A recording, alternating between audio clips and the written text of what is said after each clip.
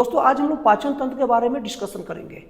सबसे पहले हम लोग ये जान लेते हैं कि पाचन होता क्या चीज़ है। पाचन का मतलब होता है भोजन का पचाना और उससे बहुत ही महत्वपूर्ण चीज़ों का अवशोषण करना। और एक महत्वपूर्ण चीज़ हमारे जीवन के लिए बहुत ज़्यादा जरूरी होते हैं। तो हम लोग एक चीज़ देख लेते हैं कि जो पाचन होता है उनमें कौन कौन से अंगों की प्रमुख भूमिका होती है। तो सबसे पहले तो आप लोग ये बात बता दूं कि पाचन की शुरुआत मुंह से ही शुरू हो जाता है। मतलब हम लोग कोई भी खाने का चीज़ मुंह में जैसे ही लेते हैं ना, वो पचना शुरू हो जाता है। मुंह के अंदर मुख्य रूप से लाड़ और एंजाइम मिलते हैं जो भोजन को बहुत ही सरल कर देते हैं, और दांत उसको चबा चबा के मतलब एकदम टुकड़े टुकड़े में तोड़ देता है ताकि आगे की प्रक्रिया क्या रहे, आसान रहे।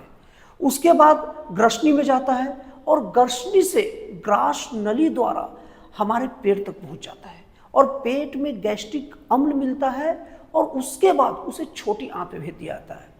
अब छोटी आंत से भोजन, छोटी आंत तक भोजन पहुंचते पहुंचते एकदम मतलब बैक्टीरिया जीवाणु रहित हो जाता है और छोटी आंत में सबसे पाइल्स और पेंक्रियाज, इन दोनों से जो केमिकल फ्लो होते हैं उनके माध्यम से जो बहुत सारी जो जरूरी जो खास करके प्रोटीन और बहुत सारे अलग अलग तत्वों का अवशोषण होता है। यहीं से प्रोटीन, विटामिन, ये सब चीज़ों का अवशोषण होता है और उसका डायरेक्ट उपयोग हमारे शरीर का पूरा दैनिक कार्य संचालन में होता है।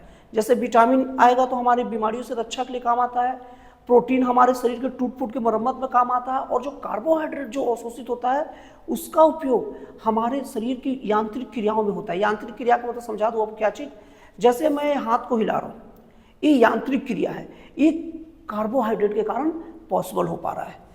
अब इसके बाद भोजन बड़ी आंत में जाती है।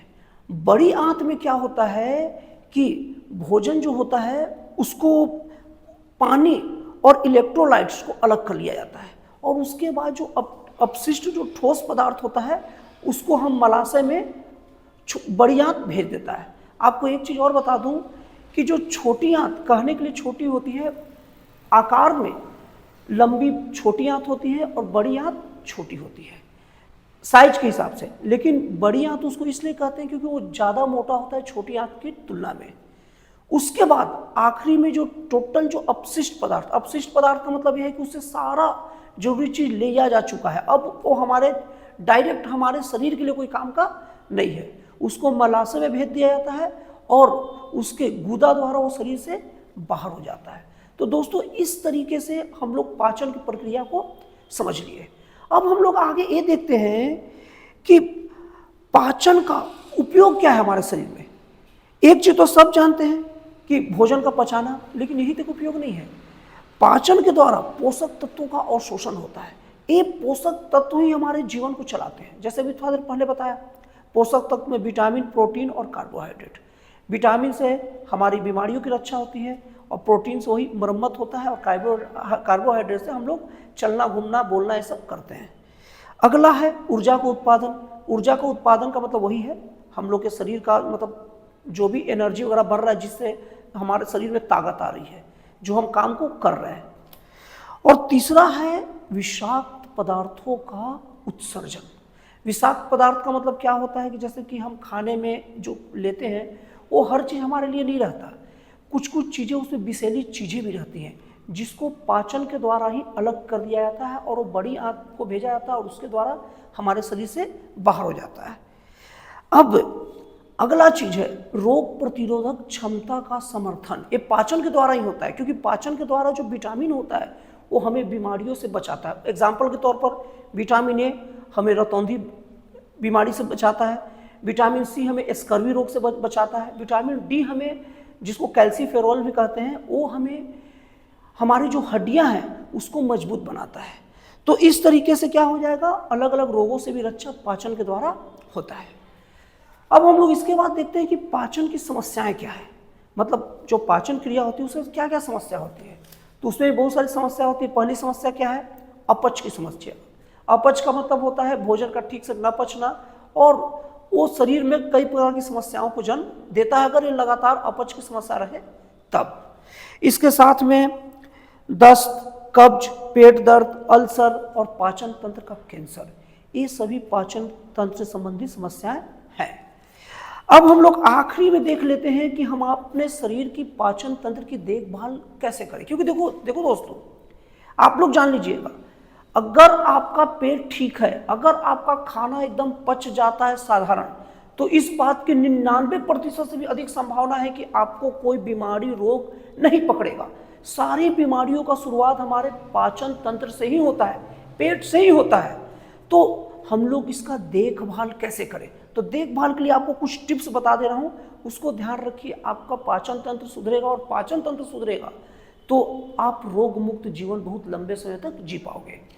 तो सबसे पहली समस्या, मतलब पहली देखभाल की चीज है, हमें पर्याप्त मात्रा में पानी पीना चाहिए। पर्याप्त मात्रा, ध्यान से सुनिए, कुछ लोग शब्दों को ठीक से नहीं समझते हैं, इसलिए उसका उल्टा काम कर लेते हैं। हम लोग को पानी पीना चाहिए, पर्याप्त मात्रा बोला हूं। पर्याप्त मात्रा का मतलब होता है जितनी प्यास उतनी पियो। ऐसा नहीं कि बाकी लोग पीते हैं 1 लोटा तो हमें 1 लोटा ही पीना है। जितना पानी है, जितना प्यास है उतना पियो। मतलब प्यासे रहने पर बिना पानी के ही मत रहो, और प्यासे नहीं होने पर पानी भी उतना ज़्यादा मत पियो। अब अगला है संतुलित आहार। संतुलित आहार को भी अच्छे समझिए। संतुलित आहार का मतलब ऐसा नहीं कि एकदम जो प्रोटीन ले रहा है एकदम पेल के प्रोटीन ले रहा है, कोई घी में ताकत होता है तो कोई घी भी पेल के पी रहा है, ऐसा नहीं। संतुलित आहार का मतलब होता है आप एक बैलेंस खाना खाएं, मतलब सब चीज बराबर खाएं। घी खाएं, रेगुलर खाएं, लेकिन थोड़ा थोड़ा खाएं। दूध भी पिए तो उसका भी एक निश्चित मात्रा से पिए। कोई भी चीज खाएं तो एक निश्चित मात्रा में खाएं, वो हमारे शरीर को फायदा पहुंचाता है। कोई भी चीज का अति या ज्यादा उपयोग हमारे लिए नुकसानदायक साबित होता है। अब अगला है नियमित व्यायाम, अक्सर कसरत, योगा वगैरह, ये सब बहुत अच्छा कसरत माना जाता है। अब तो योगा को तो पूरा विश्व मानने लग गया है। अगला चीज है तनाव। टेंशन का हमारे पाचन तंत्र पर बहुत गहरा असर पड़ता है, क्योंकि टेंशन जब हमारा होता है तो हमारा दिमाग ठीक से अग्नाशय और ठीक से बहुत सारे पाचन तंत्रों को बैलेंस नहीं कर पाता है, जिससे उसमें बहुत सारे अलग अलग केमिकल फ्लो होते हैं। सबसे बड़ी बात, टेंशन के कारण हमारे दिमाग में बहुत ही नेगेटिव केमिकल फ्लो होते हैं, जो पाचन तंत्र के पास जाते हैं और उसे नुकसान पहुंचाते हैं। इसलिए टेंशन से बचें।